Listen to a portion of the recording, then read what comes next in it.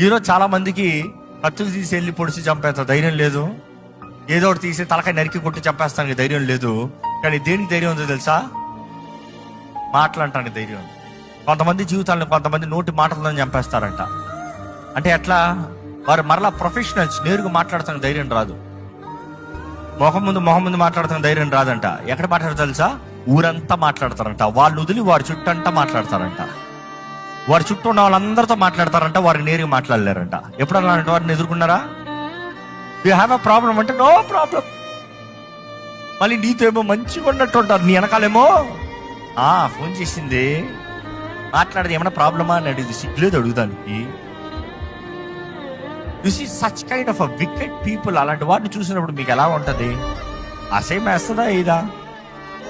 మరి దేవుడికి అటువంటి వారు చూసినప్పుడు, నీతి గల దేవుడు, న్యాయవంతుడైన దేవుడు అటువంటి వారిని చూసినప్పుడు దేవుడికి ఎలా ఉంటుంది? కోపం రాదా? కోపం రాదా?